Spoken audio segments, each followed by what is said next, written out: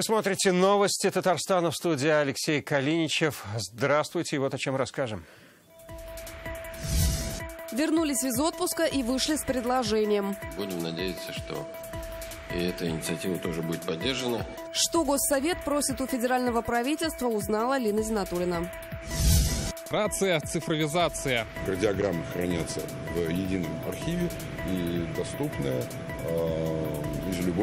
из любого медицинского учреждения. Какие темы стали главными в третий день форума Kaizen Digital Week, расскажет Рамиль Галиулян. Изучить татарский этикет или признаться в любви на разных языках теперь можно в метро. Добрый день, по-марийски будет порок и че. Вот отлично будет сай. На поезде родных языков прокатилась Айгуль Бадрудинова. Чемпионы в 19-й раз. Отличный пример для подрастающей смены. Чествование игроков команды «Динамо Акбарс» увидела Алия Хайрудинова. Госсовет Татарстана вернулся с летних каникул. Сегодня депутаты собрались на первое заседание осенней сессии. Главное событие – парламентарии вышли с обращением к премьер-министру страны Михаилу Мишустину. Просят отменить федеральные правила, по которым соципотечники потеряли возможность использовать средства маткапитала при заключении договора с Госжилфондом. Почему возникла такая правовая коллизия и какие еще вопросы на повестке дня, расскажет Лина Зинатуллина. 24-е заседание Государственного совета проходит после важнейшего политического события. Первым делом Госсовет Татарстана подвел итоги выборов в Госдуму. Окончательные результаты Центр избирком России должен огласить завтра, но по предварительным данным в Думу прошли 4 депутата Госсовета.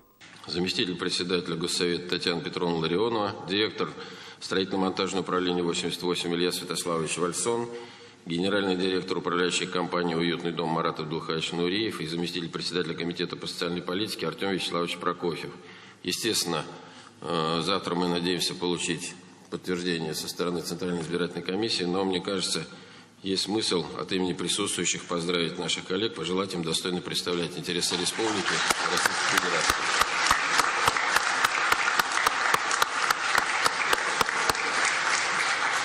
Спасибо.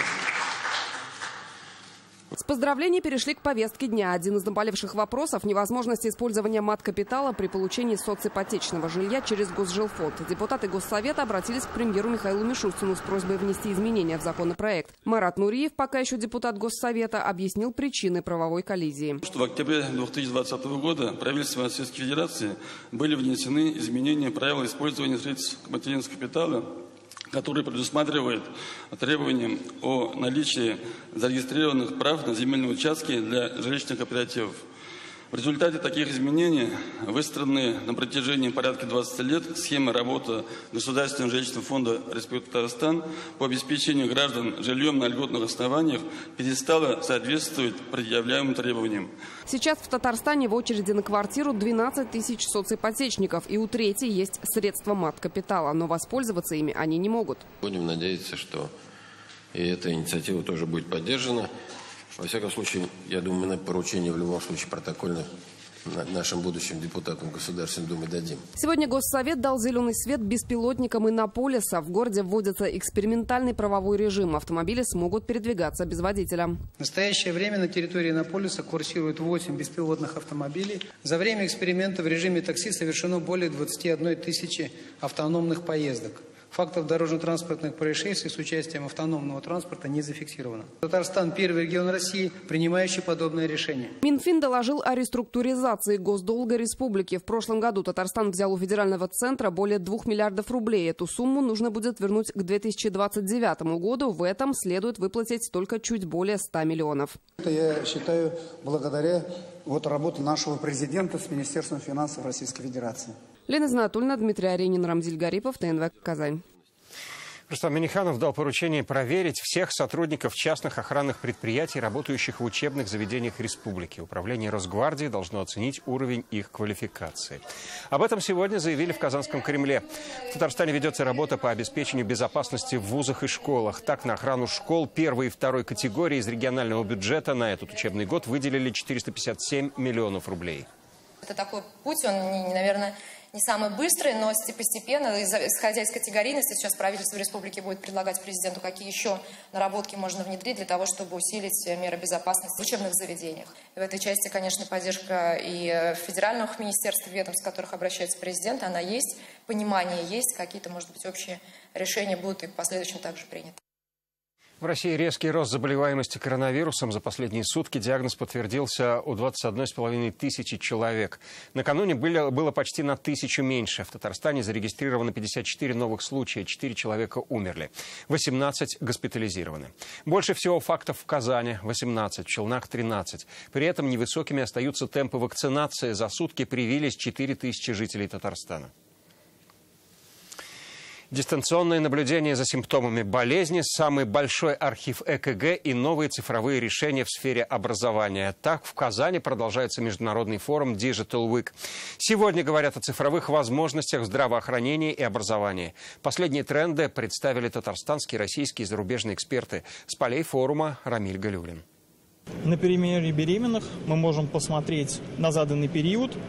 Это 3 месяца. Мы можем отследить, согласно графику, ее самочувствие. Так, татарстанские специалисты сегодня презентуют специальное приложение, своего рода медицинский дневник. Пользователям не придется ехать в поликлинику и стоять в очереди, чтобы пройти регулярное обследование. Достаточно зарегистрироваться на сайте и ежедневно вводить данные о своем самочувствии.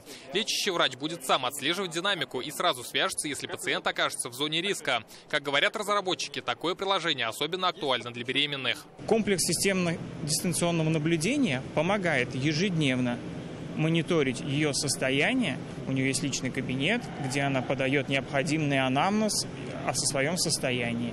Если она забывает это сделать, с ней связывается робот и напоминает ей сделать и подать свои показания. Развитию цифровых медицинских сервисов дала толчок пандемия. Начиная от красных зон с тяжелыми пациентами и заканчивая сопровождением больных на амбулаторном лечении. Во всех случаях востребована стала телемедицина. Еще один пример цифровой медицины – это электронные ФАПы. Такие фельдшерско-акушерские пункты помогают жителям даже самых отдаленных районов. Приходя в такой ФАП, пациенты с помощью высоких технологий получают онлайн-консультацию врачей центральных районных больниц. Сегодня к такой системе подключен 31 ФАП в 2 районах республики – Сабинском и Альметьевском. Подключены ФАПы и к единой кардиологической системе. Проще говоря, к единому архиву результатов ЭКГ, тоже татарстанской разработки.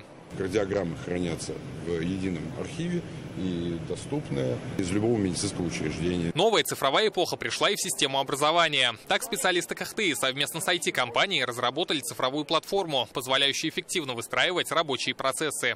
Разработка началась около 3 лет назад. Цель была простая – позволить за короткий промежуток времени принимать правильные решения, повышать качество выпускаемой продукции и экономить денежные средства. О цифровизации образования сегодня говорят за круглым столом. В онлайн-формате эксперты со всей страны. Специалисты отмечают, успешное применение новых технологий в образовании невозможно без живого общения. Эта цифровизация, онлайн-обучение компонента, она становится стратегическим стержнем развития всего образования. Но это ни в коей мере, конечно, не отменяет роли учителя. Учитель просто эти технологии должен использовать. Это как, например, солдат раньше был вооружен, если кинжалом, то сейчас он вооружен автоматом Калашникова. Я уж так грубовато, может, привожу.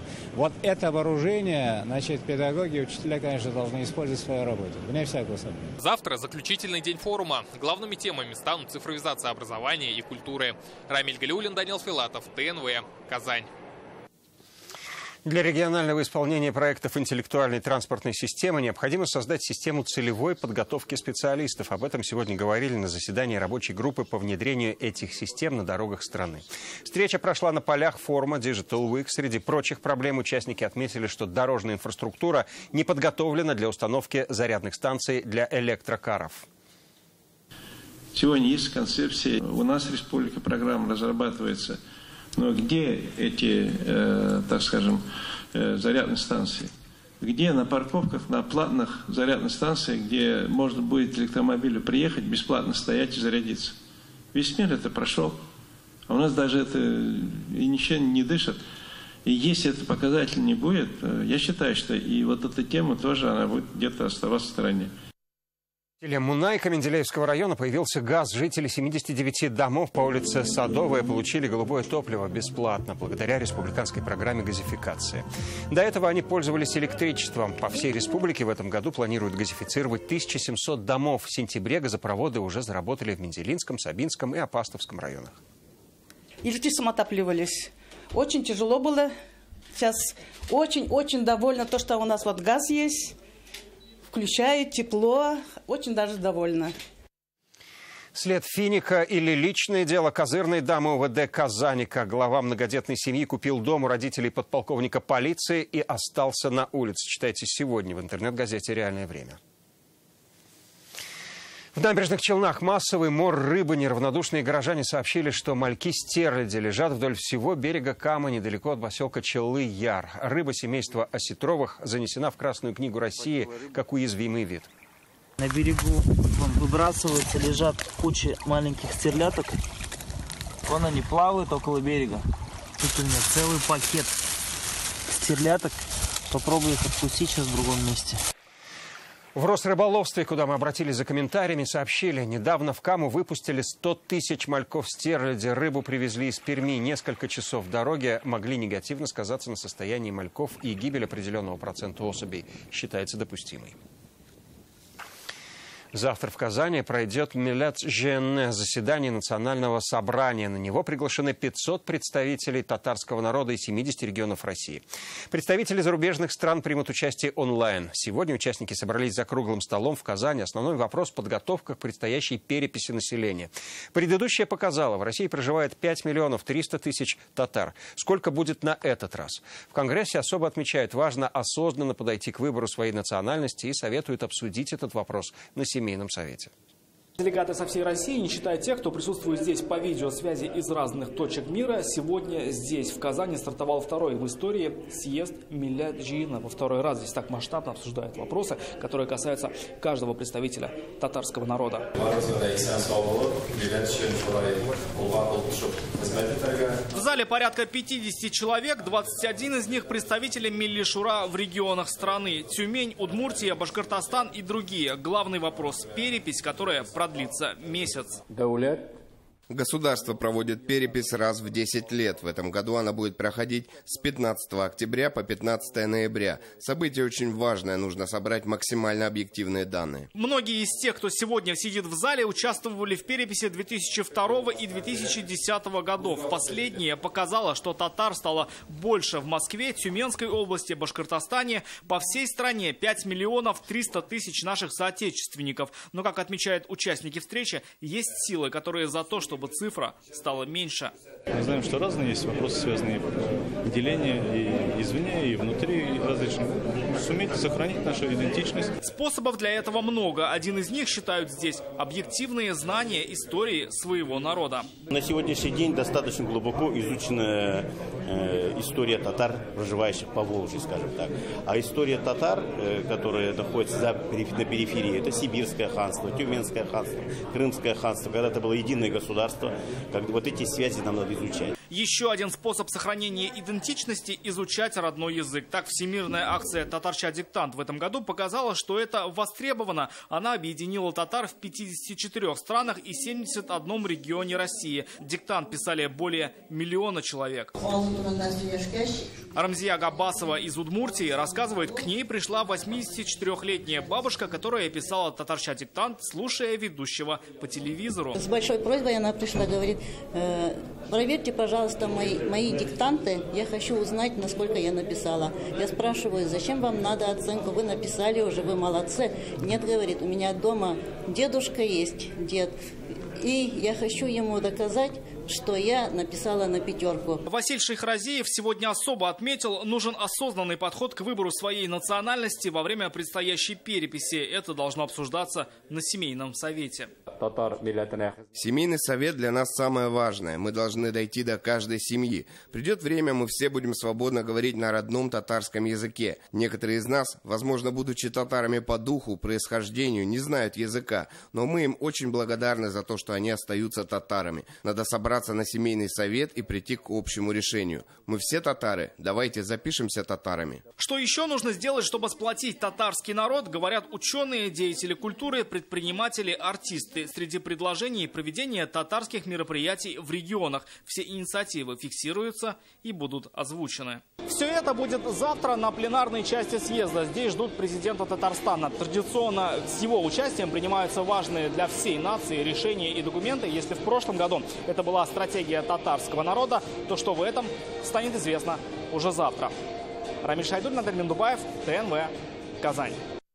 В Казанском метрополитене запустили поезд родных языков. 6 вагонов, украшенных национальной и этнической символикой, знакомят пассажиров с популярными фразами разных народов, проживающих в нашей республике. Здесь и приветствия по-татарски, чувашские скороговорки, марийские крылатые выражения. Этот проект станет наследием Года родных языков и народного единства. В необычных вагонах сегодня прокатилась Айгуль Бодрудинова.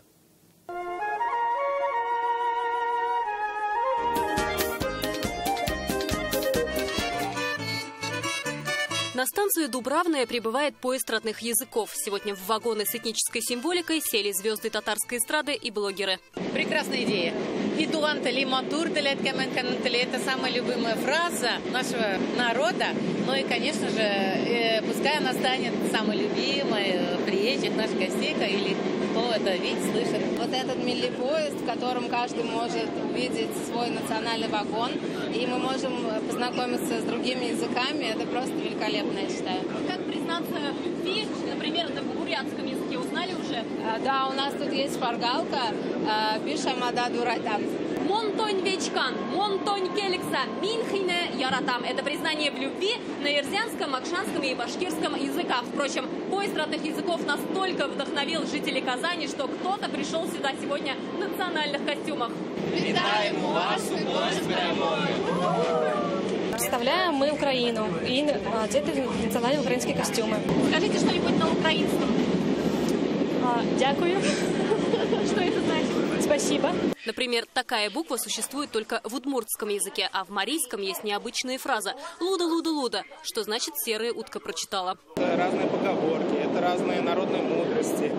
Для старшего поколения тоже постарались какие-то стихотворения сделать. То есть мы максимально сделали это разнообразно. Ну, например, это самое популярное, то, что в интернете очень это, то, что «жизнь без татарки, как чай без заварки». То есть это очень смешная фраза. Татарский, русский, мордовский, удмуртский, грузинский, узбекский, азербайджанский и другие языки. Главное – показать многообразие и единство народов, проживающих в республике.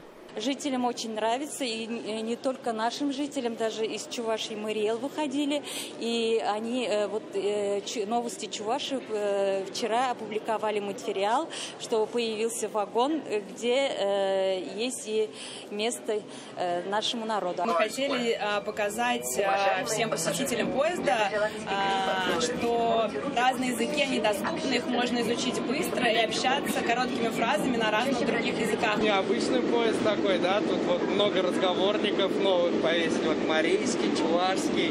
Вот, например, «Добрый день» по-марийски будет «Бороке-че». Самам на турецком языке. Для себя я запомнила, может, когда поеду в Турцию, буду пользоваться. Поезд родных языков будет курсировать в Казани до конца года. Айгуль Бодрудинова, Олег Мыльников, ТНВ, Казань. В Казани открылся 14-й Аксенов-фест. Из-за пандемии его ждали 2 года. Последний раз традиционный литературно-музыкальный фестиваль был в 2019-м. Напомним, посвящен он писателю Василию Аксенову. Он родился в Казани, провел здесь детство и юность. В 80-м году уехал в США, последние годы жизни провел во Франции и умер в Москве в 2009-м. Первый фестиваль прошел в Казани еще при жизни писателя в 2007 году. Так отметили 75-летие писателя. Культурную программу назвали «Аксенов-фест». И помимо самого юбиляра приехали известные писатели, поэтесса Белла Ахмадуллина, музыкант Андрей Макаревич. Изначально фестиваль не задумывался как ежегодный, но в итоге решили собираться каждую осень. В 2008-м Василий Павлович не смог приехать из-за перенесенного инсульта, а через год ушел из жизни. Фестиваль стал памятным и остается таковым до сих пор. В ящике тумбочки лежали часы, в которых папа вернулся с войны. Какое время они показывают? Сегодняшнее или то, послевоенное? Рассуждение о часах как о воплощении времени во всех смыслах. Первое в новой работе Андрея Макаревича. Лидер «Машины времени», один из создателей Аксенов Феста, сегодня в ипостаси писателя представляет книгу «12 месяцев, 12 рассказов». Произведения на разные темы, написанные за год. Завтра Макаревич выступит уже как музыкант. Я очень рад, что мы продолжаем выполнять пожелания Василия Павловича.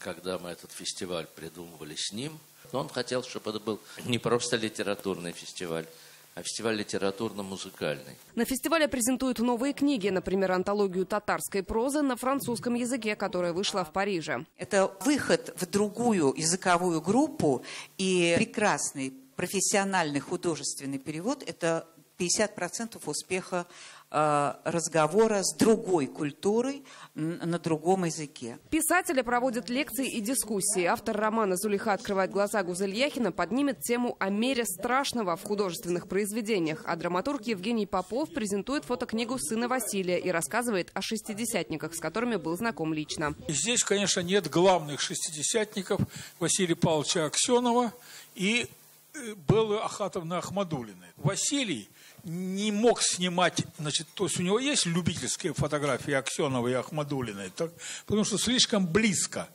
потому что мы слишком дружили.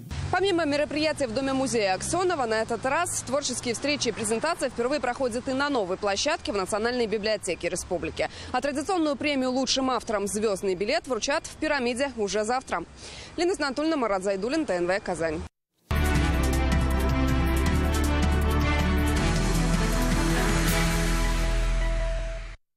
Президент Татарстана сегодня участвовал в онлайн-совещании с главными субъектов ПФО. Заседание провели заместитель председателя правительства России Дмитрий Чернышенко и полномочный представитель президента в Приволжском федеральном округе Игорь Комаров. Говорили о региональных проектах, которые планируют реализовать в рамках Института кураторства, утвержденного премьером России Михаилом Мишустиным. Также в онлайн-режиме Рустам Минниханов принял участие в заседании комиссии по научно-технологическому развитию России. Провел его вице-премьер страны Дмитрий Чернышенко. Участники заседания обсудили основные направления государственной научно-технической политики, реализацию инновационных проектов, а также рассмотрели меры поддержки научных исследований и разработок. Комиссия была создана по поручению Владимира Путина. В состав вошли 47 человек, в том числе и президент Татарстана. Татарстан получит льготный кредит на 10 миллиардов рублей на дорожные проекты для дальнейшего строительства жилья. Заявку от республики одобрила правительственная комиссия по региональному развитию. Заседание сегодня провел вице-премьер России Марат Хуснуллин. В июле премьер-министр Михаил Мишустин подписал постановление, согласно которому российские регионы смогут получить льготные бюджетные кредиты на развитие инфраструктуры. Решение принято по поручению президента Владимира Путина. Рустам Минниханов встретился с руководителем Росреестра Олегом Скуфинским. Глава ведомства представил тестовый контур единого информационного ресурса о земле и недвижимости. Он объединит разрозненные ресурсы, содержащиеся в информационных системах органов власти, и исключит их дублирование. Татарстан в числе 4 пилотных регионов. Проект реализуется в Атнинском, Зеленодольском, Пестричинском районах. Рустам Минниханов отметил, на следующий год к платформе смогут подключиться и другие районы. Рустам Минниханов встретился с председателем Совета директоров компании «ЭМ-Тенсор» Игорем Ширкуновым. Они обсудили перспективные направления сотрудничества в сфере здравоохранения, в том числе внедрение искусственного интеллекта. Сама компания ведет фундаментальные исследования в области электромагнитной томографии. 4 миллиарда 820 миллионов рублей инвестиций. В таком объеме получат 6 республиканских проектов. Их одобрили на заседании Инвестиционного совета республики. Совещание провел Рустам Минниханов. Поддержку окажут самым разным компаниям по производству пластиковых окон и лифтов в Зеленодольском районе, строительству газозаправочных станций в Набережных Челнах и Менделеевске. Среди проектов также создание нового логистического центра индустриального парка и внедрение мобильного приложения, которое помогает подросткам определиться с будущей профессией. Глав муниципалитетов и отраслевых министров Рустам Минниханов призвал оказывать инвесторам самое активное содействие. Благодаря новым проектам в республике дополнительно появится больше 1500 рабочих мест. Я ожидала ситуацию намного худшую в инвестиционном контексте с учетом падения экономики мировой. Вот. Несмотря на это, все равно мы видим, инвестиционные проекты идут, активность высокая. У нас сейчас на рассмотрении есть еще 10 проектов новых, которых мы хотим до конца года тоже на следующих инвестиционных советах рассмотреть. Да? Может быть, еще появятся, да, которые в некоторой степени документы не были готовы для сегодняшнего заседания. Да? Мы их отложили немножко. Победа, достойная книги рекордов Гиннесса. В 19-й раз казанская «Динамо» Акбар становится чемпионом страны по хоккею на траве. Победу они завоевали досрочно. Сегодня в Казанском Кремле их чествовал президент Татарстана. Наши «Динамовцы» повторили рекорд советской команды «Динамо» из Казахстана. Церемонию награждения увидела Алия Хайрудинова. Они на время отложили хоккейную форму и клюшки. Чемпионов страны сегодня чествуют в Кремле. Встречу с президентом они уже называют доброй традицией. Это 19-я. Рустам Минниханов отмечает, чемпионский титул – импульс для подрастающего поколения. Сегодня 865 детей занимаются в республиканской спортшколе Олимпийского резерва. Блестящая техника, командный дух и стремление добиться поставленной цели принесли вам победу. Вы в 19-й раз поднялись на высшую ступень пьедестала почета. Также хочу поблагодарить руководство Федерации хоккея на траве республики, спонсоров клуба, физкультурно-спортивное общество «Динамо», благодаря которым созданы максимально комфортные условия для тренировок и выступлений. Хоккеисты «Динамо Акбарс» еще до старта последнего тура обеспечили себе чемпионский титул. Заключительный мажорный аккорд со счетом 8-1 они обыграли соперников из Азова и завоевали золото. Я хочу чуточку похвастаться. И мне удается передавать тот первый импульс, скажем, направление, который идет сверху. Ребята это воспринимают, и согласитесь, что 19 лет подряд выиграть, это не так уж легко. Вот самый основной вот этот рецепт не пичкой механогеном, чтобы обезболить, а лечим. В этом плане они большие молодцы, за что их я благодарю. Медали «100 лет образования ТССР» сегодня получили 34 члена команды. Это игроки, тренеры, руководство. Среди них и защитник Семен Матковский. Он признан лучшим игроком чемпионата. За «Динамо» играет 4-й сезон. Тяжелый на самом деле сезон. Все решилось досрочно, но на самом деле было не так-то просто. То есть и по сравнению с остальными годами я не могу сказать, что этот сезон был легче. Каждым годом все тяжелее и тяжелее нам дается первые места. Хоть мы и в этом году досрочно, можно сказать, стали чемпионами, но это огромный труд нашего коллектива. Ответный подарок президенту – клюшка. Рустам Минниханов отметил, что она ему пригодится. Ближайший матч наша команда проведет уже 2 октября в Бельгии в рамках Евролиги. Казанцам предстоит встреча с немецкой командой «Кёльн». Алия Хайрудинова, Адель Миндубаев, ТНВ, Казань. Такова информационная картина дня. Всего вам доброго и до встречи.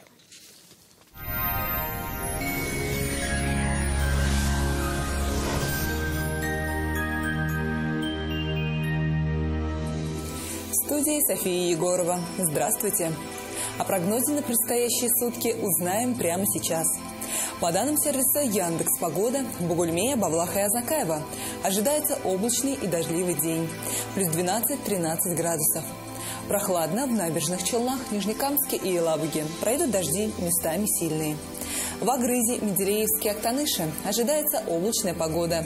Пройдут дожди. Температура пока без изменений. Плюс 11-13 градусов. В Арске, Кукмаре и Балтаси осадки местами сильные. Температура средняя. Плюс 10-11 градусов. В Болгаре, Дрожжином и Буинске ожидаются дожди и плюс 10 градусов днем. В Альметьевске, Чистополе и Мамадыше облачно и дождливо. Днем до плюс 13. В субботу осадков станет меньше и немного потеплеет. В Казани будет облачно, пройдут дожди, местами сильные. Температура ночью и днем около 10 тепла. Ветер юго-восточный, умеренный до сильного. Атмосферное давление 753 миллиметра ртутного столба. Влажность воздуха 88%. Магнитное поле Земли спокойное. Таков прогноз синоптиков на пятничный день. И пусть непогода не испортит настроение в преддверии выходных. На этом наш выпуск завершен. До свидания.